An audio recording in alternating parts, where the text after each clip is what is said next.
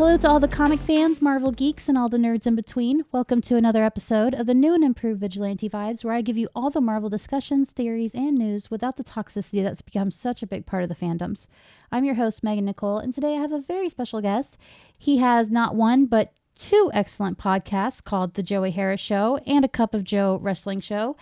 As well as a podcaster, he is also a fellow nerd. So please welcome Joseph Harris. Megan, thank you so much for inviting me onto your show. I told you as we were in the green room there, I just listened to your latest episode that you put out, and I think that what you're doing for nerd culture, I guess, for lack of a better word to say it, is just something good because you always hear about like a vibe, and yours is a positive vibe that you're putting out, and there can be so much like toxicity and negativeness, and I'm just enjoying the positivity. So I just wanted to thank you so much for that. Oh my God, thank you so much. I do try to make it my mission, and I do only have people on my podcast that are also a positive presence. So thank you for that too. Absolutely. Thanks a lot. And I know you, and we don't have to get into it, but I was looking into a little bit of your background and stuff, and everything that happened to you. I feel like a lot of people would say, this is my chance to just either burn it down and walk away or go really negative. And you've kind of flipped that and turned it like, no, this is going to be a positive space still for nerds and, people to just like what they like. Yeah, I don't mind talking about it. It doesn't, Yeah. It's my story too. I don't care. Yeah. It was a big thing to happen. I'm still processing a lot of those feelings because it came out of nowhere. But never once did I think like, I'm done. I'm not doing this anymore. It was always, well, I'm still going to do this because I still do think there needs to be a big change in the fandoms, that people shouldn't be afraid to talk about what they're into, or they shouldn't be afraid to be bullied for what they think too. And it's not fair that it's that way. And that's my main goal, is to change that. And I was thinking about that. I was thinking my favorite comic book of all time is The Incredible Hulk 343. It's kind of still early in Peter David's run. And for some reason, I got really into comic books when I went to fifth grade. That I don't mind telling how old I am. I'm 46. So for me, going into fifth grade, that was 1988. And I was in a new school for just various reasons. And all of my new friends that I was making, they were getting out of comic books, and they were all Marvel fans. And so it was like, here, I'll give you these 5 comic books for a dime or whatever it was. And so I was just racking in the Marvel comics. And for some reason, that issue just drew me for some reason. It's narrated by Rick Jones, and they're looking for Betty Ross Banner, and the Hulk comes out and he has to fight these robots. But that was the thing, that anytime that I was having a tough time, I would be drawn back to that, and I could read it, and I just felt good about myself for 5 minutes, 10 minutes, however long it took me to read the comic. And to me, that's what fandom is. Where you feel safe, where you feel a part of something. And that's why I just gravitate to different fandoms. I'm a wrestling fan. You talked about my wrestling podcast. I'm a comic book fan, MCU fan, comic book nerd. Just a fan of different things. I like Sherlock Holmes, so I'm a fan of Sherlock Holmes. I do too. Yeah, I like the Andy Griffith Show, and so yeah. Just all of these things, and with just nerddom being what it is, you can get that toxicity like we talked about. But I always tend to go back to what brought me this and what brings me joy, and that's what I gravitate to in those fandoms. Well, you know all about the toxicity in fandom. You have a wrestling podcast. WWE people, that fandom is no joke. Right. WWE fan, somebody's like, hey, I'm a WWE fan, and that's all that I am. Or I'm an AEW fan, and that's all that I am. I'm a wrestling fan. I'm a fan of good wrestling, and I do not root actively against something, because if one of these companies goes out of business, these are people losing their livelihood, and there's not but so many spots that are would be available at the other place. Just enjoy what you enjoy. I look at it like a buffet. If I go to a buffet, which I do not go to really a lot anymore, but if you're familiar with a buffet, if I like that, oh, I'll take it. But if I don't like it, I just won't partake of it. Okay, this is just not for me, but I'm not going to put down someone else for liking it. That's fair. I I can't say I'm a big wrestling fan, but I'm a really big UFC fan, and I catch myself being toxic all the time. It is so bad. Right. Um, but I think sometimes we do find ourselves like kind of leaning into the toxicity because it's like you just get so into something, Hmm. and it's perfectly normal human nature to have a negative thought, a toxic thought. It happens. But it's like if you act on it, if you actively try to be toxic, if you actively hope someone fails, that's not okay. That means Hmm. you are a toxic person, not that your actions were toxic. And I don't, on either one of my shows, I don't really get political. Hmm. But it used to be in politics as well as life. If I believed a certain way and you believed the opposite way, I believed that I was right and that you were wrong. Now it has become, I believe I'm right and you're evil, which is not the way that to be at all. Yeah. Yeah. I don't really get into politics either. It's I'm not here to change anyone's mind. No one's ever going to change my mind, and it just leads to conflict. And it's like it's nice to have a place that just doesn't have that because everything is about politics now. Every single thing. What in your fandom is exciting you now? Ooh. Um. Well, if you ask anyone else, they'll say Marvel Rivals, which is the video game. Hmm. I don't video game. I wish I did, but I don't. Um. I'd probably say the 2025 MCU slate is Okay. really exciting, Right. and in the comic world, From the Ashes, the X-Men stuff. Oh Okay. my Yeah. good, Yeah. I Yeah. am loving all of that. How about you? What's exciting to you? Like you, the 2025 Hmm. MCU slate, both the cinematic and the stuff that's coming out on Disney Plus. I'm really excited Yeah. about that.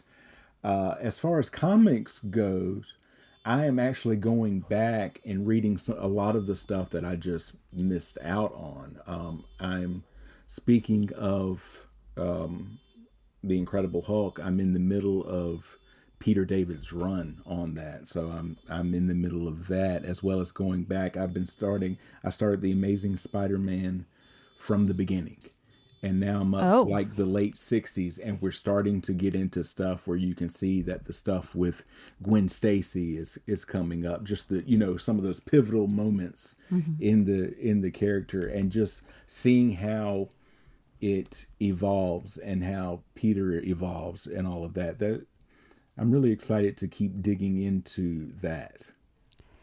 so as a Incredible Hulk fan, what are your thoughts on the upcoming Captain America: Brave New World? Since there are Incredible Hulk characters from the movie that will be in it. If I, in addition to my two podcasts and a full time job, I also have a show where a buddy of mine on YouTube. It's called What We're Watching, and we're talking about different things. And one of the things that we're doing is actually going through the MCU in chronological order. And we Oh, just recorded our episode about the Incredible Hulk today. And I brought up all of the stuff that's coming up on Brave New World, like they're bringing back Betty Ross as well as Samuel Stearns and Harrison Ford playing President Ross now, I guess it would yeah. be. The only thing I wish they had not shown as much of the Red Hulk as they have been in the trailers. That I said the same thing. It was a very strange choice because they've shown a lot more than you think. Because he's not going to spend the whole movie being Red Hulk. Let's Right. be honest. I feel like they've shown us a lot of it already. So it was such a weird choice, but it also makes me think like, all right, what are they not showing? Because I know sometimes they show something to pivot around another cameo or something else, Hmm. or they show it because it's going to get leaked anyway. So they're like, might as well be ahead of it. So that's what Right. I'm like hoping happened. But also, it was kind of leaked, I guess, by McDonald's from their toys like Right. last year. You're right. I'm just hoping they're not showing us the best parts of the movie in the trailer. I hate it when that happens. Yeah, I believe they did it for Multiverse of Madness with the cameos, which I'll never forgive them for. But Right. it, I don't know. Just want to know. I want to meet the person who's involved that makes all the decisions for the MCU trailers, and I just want to shake them a little bit. Like, what are you doing? Right. There's so many things you could just not do. Like last night or the night before, maybe it was released that Chris Evans was going to be in Avengers Doomsday. And I was like, you could have just not did that. You could have just not said that. Right. Especially like his cameo in Deadpool and Wolverine and ended up being, Johnny Storm, and no, I didn't see that coming. I did. I'll be honest with you. I love spoilers. I knew everything that was going to happen in Deadpool and Wolverine, and it only made me love it that much more. Okay. Okay. Yeah. Yeah. And I think it was actually that I listened to it on your episode. I am also excited for them to finally do, and I think it should be a series. I guess they're calling it the Champions now instead of like the Young Avengers. It's it's rumored that they're going to name it the Champions, but I feel like that's a pretty solid rumor Okay. because I mean, they're just average age Avengers now. They're not Right. young Avengers. They're the same Right. age as when the OG Avengers started. Right. Yeah.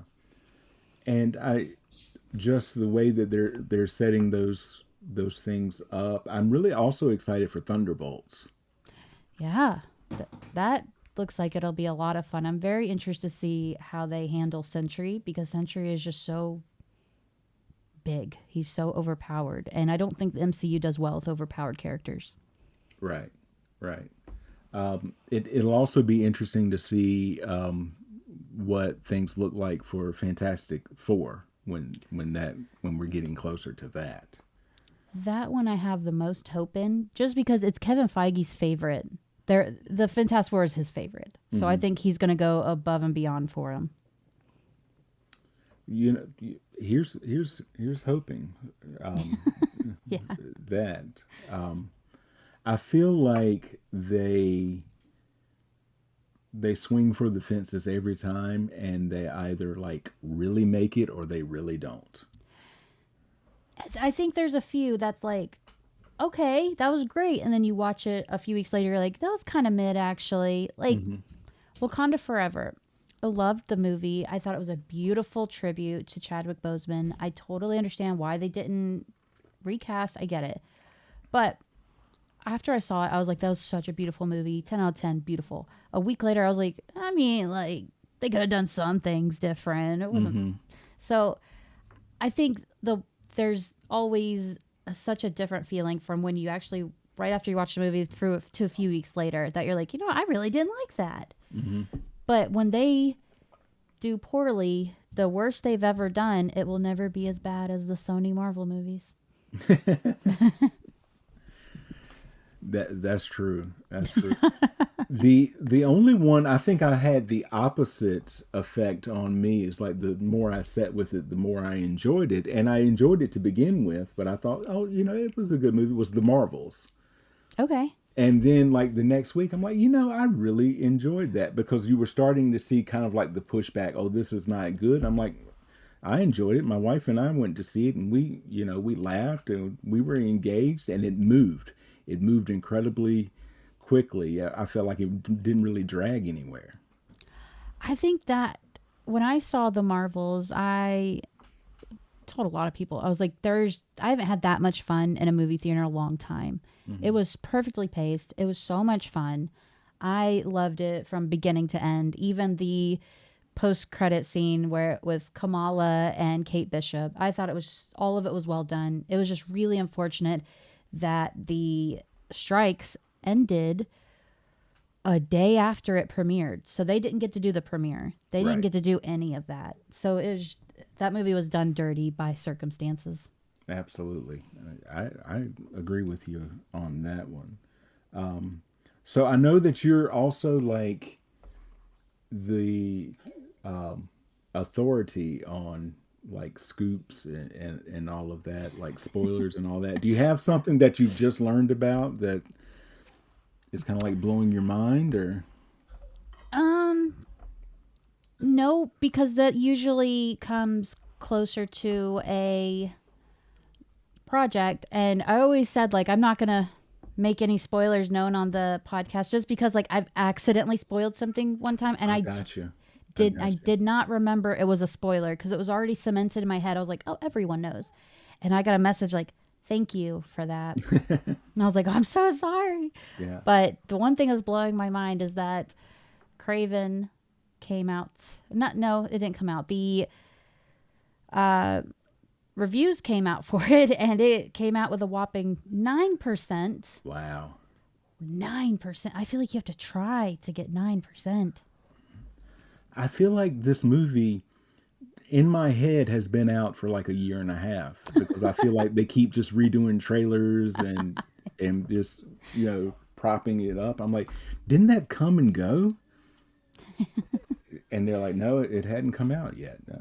So, It's very weird. They're doing a lot more promotion for it than they did their other movies. Well, not they tried with Venom, but I think that became very obvious that the third one was going to flop, which is so unfortunate because I love Venom, but I, you could kind of see the tail signs that it was gonna flop.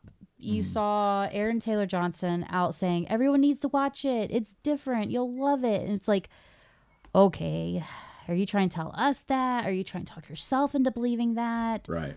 It's but I mean, it also has been reported that that's going to be the last of the Sony Marvel movies.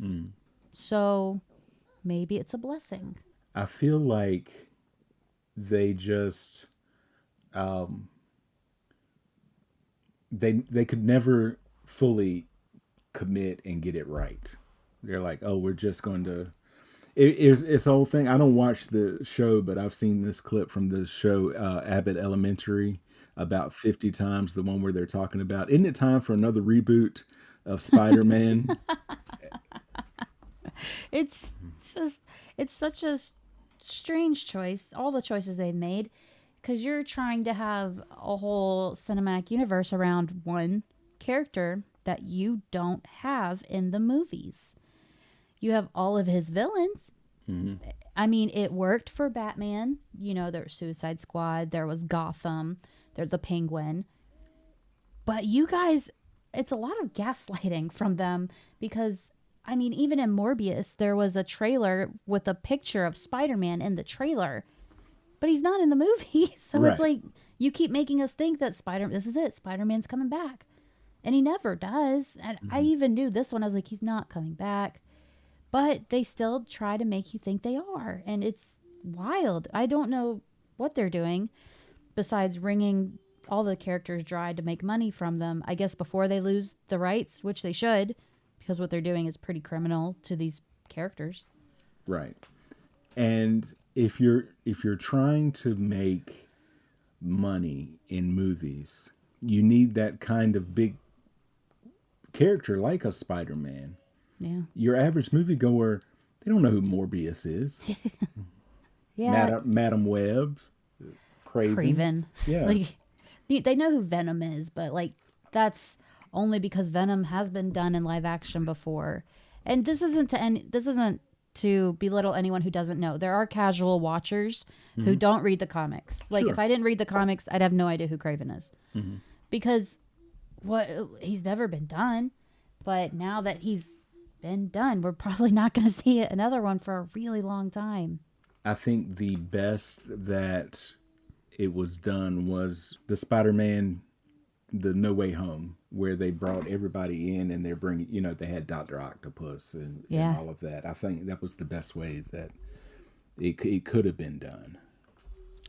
Yeah, it's movies are doing that more and more. Like with Deadpool and Wolverine, they merged the Fox and the MCU into one movie. They did that with No Way Home.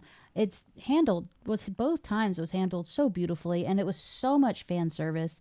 But fan service is my love language, so I love it. And the way that they did it, you can get the fan service, but also get that casual viewer. Absolutely. Yeah. Yeah, I think No Way Home did really well with that because, I mean, if you've never watched a Spider Man movie in your life, you still know who Spider Man is. If you've only watched one of the Spider Man, you know some of those characters that were in it. I mean, it did really, really well. And I mean, it hit 1 billion, Right. which at that point, no one thought was possible because they were still recovering from COVID in the Right. movie theaters and they still haven't recovered from that. No, no. I just remember, I think that was the second movie my wife and I went back to watch in theaters. The first being was Black Widow. Okay. And No Way Home, the theater was certainly more packed than it was at Black Widow. But I will always remember that movie because the guy behind me was narrating everything that was going on in the movie. As I was telling a friend of mine, like if a character was eating a hot dog, he's going, "Oh, he's eating a hot dog. I wonder what's on that hot dog." Like the whole movie, just constantly everything that was going on. That would drive me crazy. I would not be able to not say something. That's one thing I am so weird about is in a theater, if someone's on their phone, if someone's just blatantly talking, not even about the movie, I'm so quick to just yell at them. Because it's like, I paid so much for this. Just stop. But I loved the energy in the theater because it took me back to Endgame, Right. where people stood up and cheered and screamed, and it was just electric. And oddly enough, people in my theater cheered more for Andrew Garfield than they did Tobey Maguire, which I found very surprising. I did not cheer, but if there was a moment that I would have cheered, it was when he goes down and he catches MJ. Yes. That to me that was the moment. I don't cry at movies. I don't do it. That part of my soul is broken. But that point, I was like, oh, I'm going to cry. I was so close. I was so happy they did it. It was so beautiful. Andrew Garfield showed every emotion. It's just amazing acting all around. Yeah. But you know, you were talking about, I just remembered this, you were talking about like being weird about how people act in movies. Yeah. Several years ago, I don't know if you ever saw or remember the Tom Cruise Mummy Yeah. movie. And so that was in theaters. And I'm like, they say it's not doing well. And it had gone to like the cheap theater. And I think it had been there for 2 or 3 weeks. I'm like, this is the last week it's going to be there. And I'm like, I still want to see it. So I had one night off and I go by myself and I get my ticket and I get my snacks and all that. And I go in the theater and it's empty. I'm like, oh, this is going to be good. I can. So I'm getting in the back and I set my stuff out. 5 other people came in and they all sat like immediately around me. And I wanted to like, people, we've got everybody can have their own section. You don't all have to be around me. That's so rude. You have an entire theater. I like actively try not to sit by people. I want to have my space. If I laugh, if I cry, which I won't, but like if I make a noise, I don't want to like interfere with other people. But they sat right next to you. That is Yes, yes. wild. Like one on one side of me, one on the other, and like the other 3 were like dead in front of me. I'm like, folks, seriously, we can all have like our own section. It's not even our own row. Yeah, that is that is bananas. I love going into a theater that no one's in, but like it doesn't happen often, but it's happening more often. We went to see Blue Beetle and the theater was completely empty. It was amazing, but it was like kind of daunting because it's like this is not good for the theater. I lived in Maine for 7 years. I lived in Bangor, Maine, and at the time they had a small business that was open where you could go and like rent a very small theater and watch movies. They had food there, and you could also play games. And I did that several times. One of the best times was I went one afternoon and just got my food and my drinks and sat and watched Endgame again. And it's just, it's fantastic because Yeah. you know all the bits and pieces of everything. So yeah. God, at the end game experience in the theater, I was there. I was so pregnant. I could not fit in that seat. I was miserable, but I was so happy. And I was still like jumping up with my pregnant belly every time I was excited when Spider Man flew in. When you heard on your left, that was an experience that you'll never be able to recreate because I've never been in a theater where people clapped or cheered or got out of their seats. Right. And in there, I didn't see it happening, but it was so natural. Everyone was so happy. It was beautiful. And just going back, I'm sure you've done it on YouTube or something, and it shows like audience reactions to Endgame, where he's like Cap, on your left, and just like you becoming overcome with emotion because for some reason in the MCU I've kind of latched on to Steve Rogers and Captain America, and then I latched on to Sam through Steve and that whole story, and to just see. In fact, I've got it here because I saw it and I saved it on my phone. It says Steve Rogers had no idea there were so many other superheroes coming to help him. Steve Rogers was prepared to strap a broken shield on his arm and stand alone in front of Thanos because that's what Steve Rogers has always done. Oh, And I like and it's that. true, Yeah. because he had no idea that Sam or anybody else was coming. No, he just knew he didn't know if anyone else was going to fight. He just knew he had to fight, and Right. he did. I really was expecting Captain America to be the one that died in Endgame, but it was spoiled for me, so I knew Iron Man died. Oh. But yeah, this was at the time where the internet started to get trolly. Like it was okay before, but then this was where the start of where I like spoilers now started. I was watching a video that had nothing to do with Marvel, nothing to do with Iron Man, but midway through the video, the screen flashed Iron Man dies. And I was like, son of a gun, that is horrible. But then ever since then I'm like, actually spoilers are pretty cool. Yeah, but I did not think it was going to be Iron Man that died. I thought it was Captain America. And I did not see Black Widow dying.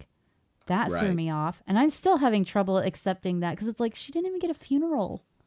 No, but I am excited to see that they're carrying things on with her sister and Red Guardian and all of that.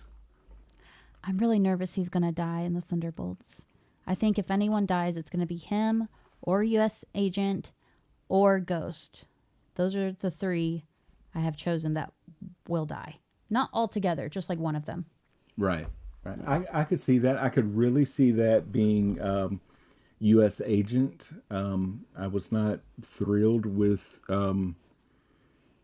his portrayal in Falcon and the Winter Soldier, but he's grown on me. Yeah. Yeah. I had the same issue that I was like, I hate this guy.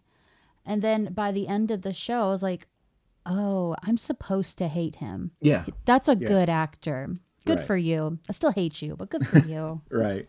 Right. I'm also curious as to what's going to happen with Bucky in Thunderbolts. I think it's going to be like this is when he retires and then comes out of retirement for Doomsday or Secret Wars because Right. he's a senator in the movie. He has his own place. We see him take his arm out of the washing machine, which is, they didn't have to include that, but they did. And it made me feel some kind of way. It was very strange. Okay. Yeah. But I think this is going to be like, I'm done. I give up. I'm out of this life. I just want to live a real life. But you never can. You're No. Bucky. No. And what was it? And I don't know if you remember this. I can't remember. I just remember there were three people. Like everybody returns in comic books except for three people. Uncle It's Ben. Uncle Ben, Bucky, and I can't remember who the third person is. Oh my goodness, I don't know. because like everyone returned. And whatever it was, somebody's like, yeah, and since then all three of those have returned. Yeah, yeah. Bucky in the comics, he's always just there. I just read something about with him not too long ago in Black Widow Venomness. It's where he just kind of made a little cameo. So he's very much alive. He's there. Mm-hmm. Uncle Ben, dead, gone. I don't know why. That's the one character they stick to when they kill off someone. It's him. Right. And I guess it's because you have that just powerful moment with the as far as the origin story goes. Yeah, I think no one hates Spider-Man more than the writers of Spider-Man.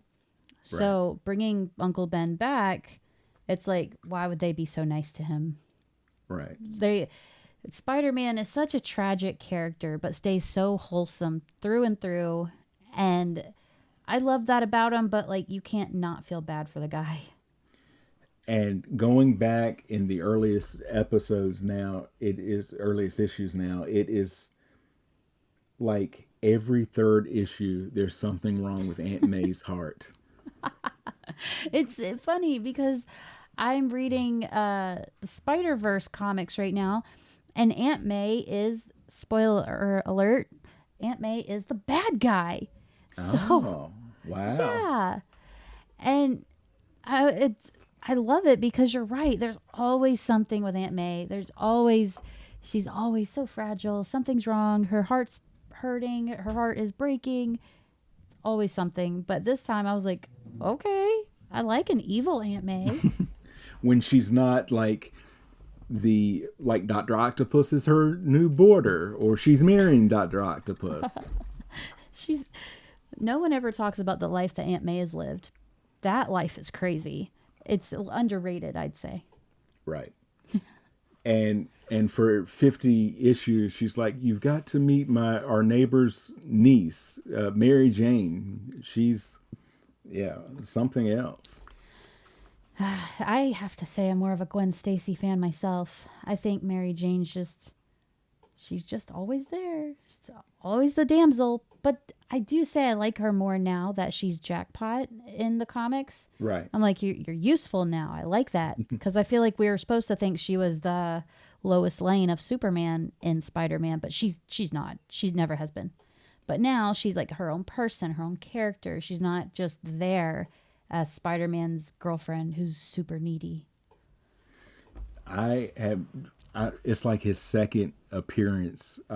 They're really getting into the Kingpin and what I'm doing, but you can tell that they have not fleshed out the character a lot yet because he has a kind of like a right-hand man whose name is also Wilson. And so knowing it becomes very confusing to me. I'm like, is he talking about himself or is he talking to himself? I would just assume it's third person because that's such a Kingpin thing to do.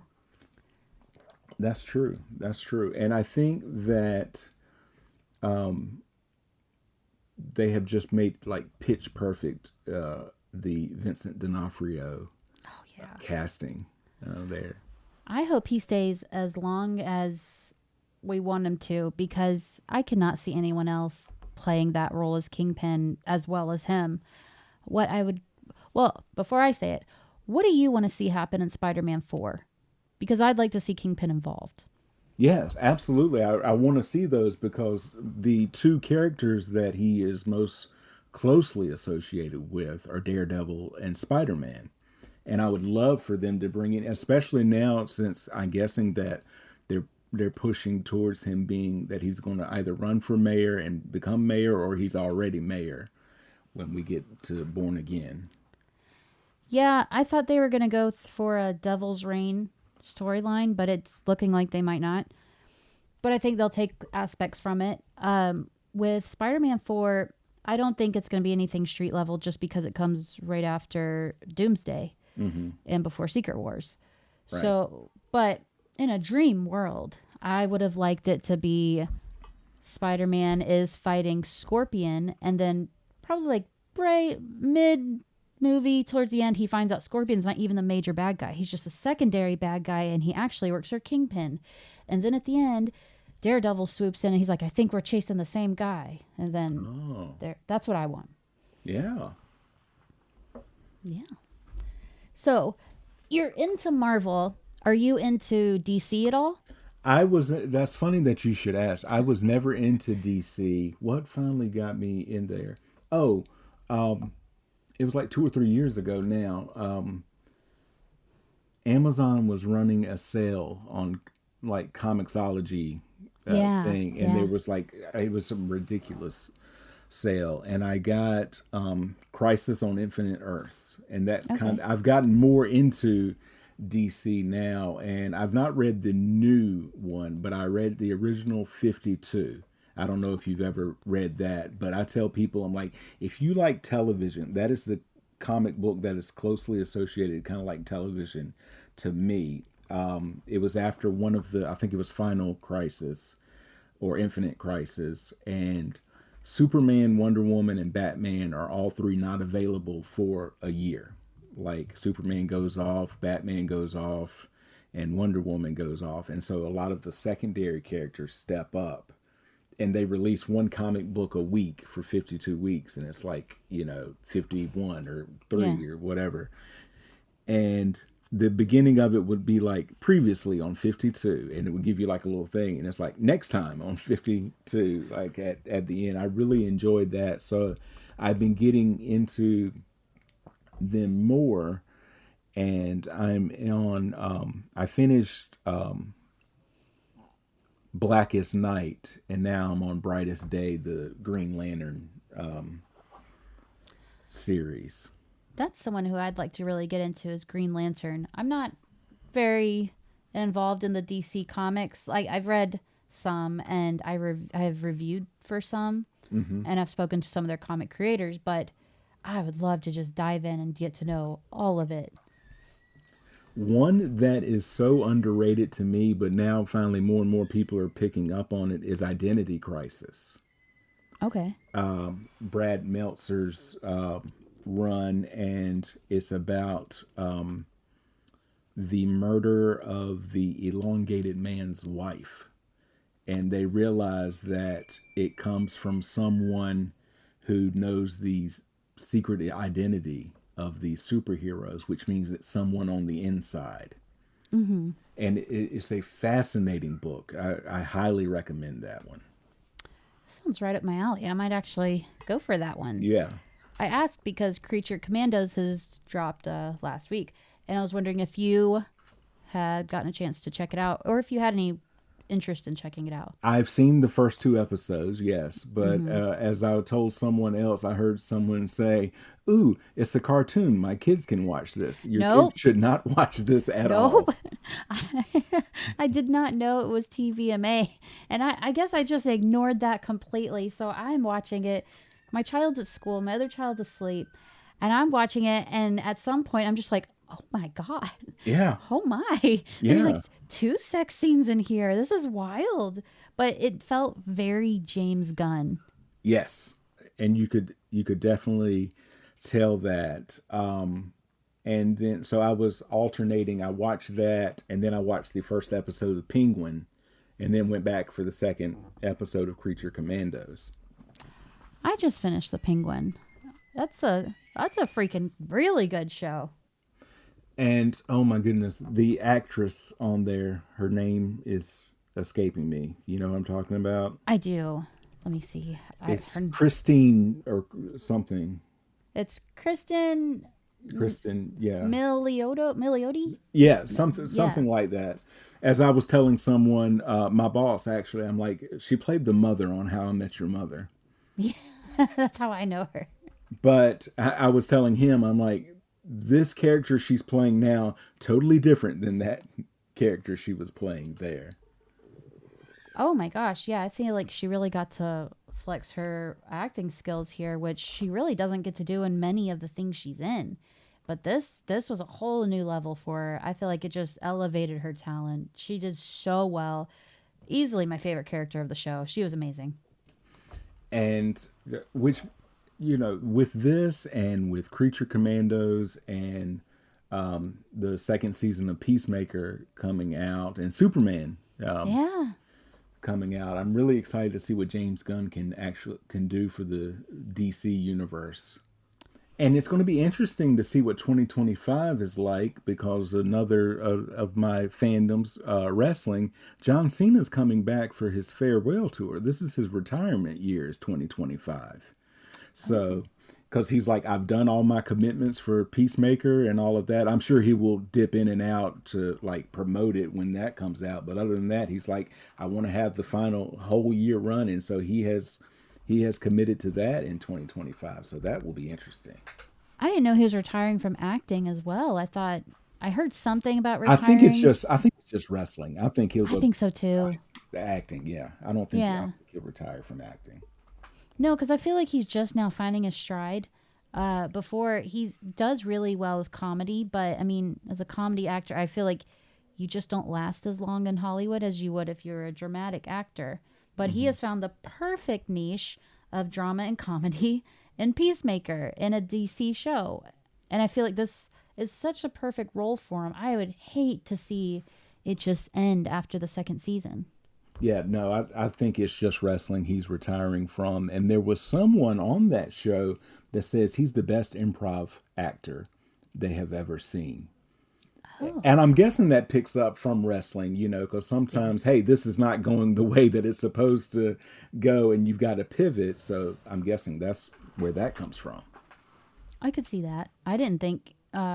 When you think of John Cena, you think of like John Cena, the super serious guy who takes everything seriously. At least that's how I always saw it. But I watched the Bella's show, the Brie Hmm. Bella, Yeah, yeah, yeah. with him on it, and I was like, man, this guy's a real tool. But then when I see him outside of that, I'm like, oh, maybe he's like super nice. So Right, I don't really right. know which one's which. Has more Make a Wish Yeah, granted than anyone else. yeah.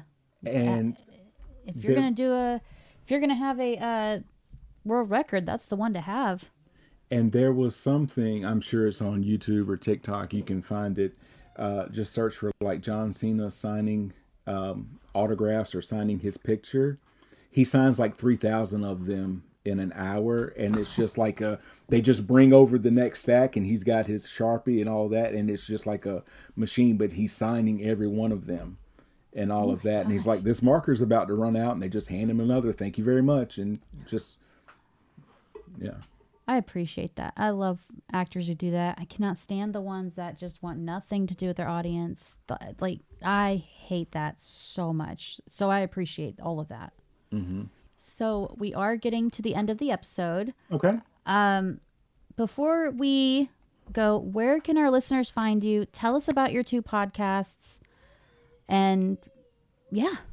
Okay. All right. Well, talking about my love of wrestling, I have a wrestling podcast, Cup of Joe Wrestling Show. I call it the podcast for the wrestling fan on the go. I try to keep my episodes no longer than 30 minutes. Some of them go beyond 30 minutes, but I try to keep it around the time that someone would be on their commute. It's the perfect time for your commute. So I look at a show typically on the WWE network. Sometimes I go to YouTube and I, I give like a brief synopsis of the matches and talk about that, talk about the different things going through. That is every Thursday, wherever you get your fine podcasts. And if I didn't have enough of that, I said, let's do another show that I like to call a show about life, where we talk about the pop culture things, comedy, just regular life, helpful advice, um, Marvel fandom, all of that. It's called the Joey Harris Show, available every Sunday wherever you get your